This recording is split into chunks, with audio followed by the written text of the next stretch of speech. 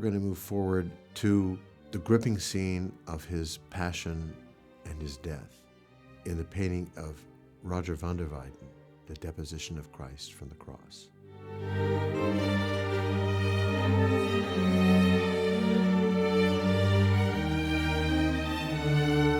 So let's take a look at this painting. It is, on first view, exceedingly rich in color, in texture, in gesture, position, even though it is carefully defined within the limits of the frame which contains it.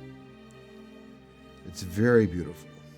What we notice first of all, and most immediately of all, and the most important aspect of the whole thing, from the point of view of our theology and our spirituality and our understanding of what we're looking at, is that we have the body of our Lord, the lifeless body of the Lord, being taken down from the wood of the cross by his faithful followers.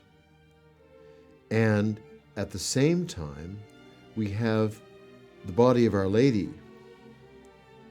who has swooned, who has fainted in the intensity of our Lord's passion, right at the same time as his deposition. And so her body mirrors, but not precisely, but mirrors sufficiently the condition of his own body. This is a beautiful consideration because at this point in the history of the church and the history of her art in the 1400s, the role of Our Lady as co-redemptress, as one who was a mediatress in union with Jesus of the merits and the power of salvation, was being emphasized in Catholic theology, much to the dissatisfaction of the later Protestant reformers who rejected and denied this particular teaching. But here we have it presented in all its implicit and intuitive splendor. The figures take hold of Our Lady, they take hold of our Lord.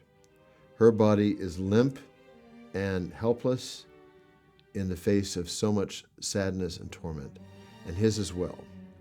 And so we are led to compassionate them, that's a verb after all, to compassionate them, and to join them in their sorrows, and to seek in some way in our own lives an appreciation of the great mystery which is presented to us in this painting.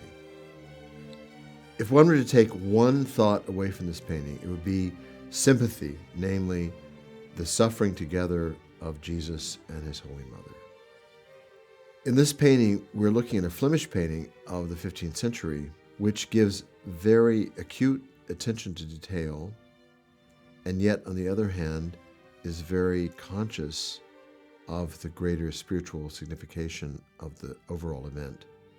It's not a Renaissance painting where the emphasis is on the actual physicality and bodies of the actors in the painting, but rather it is simply a representation as clear and as splendid as possible of the event as it actually occurred.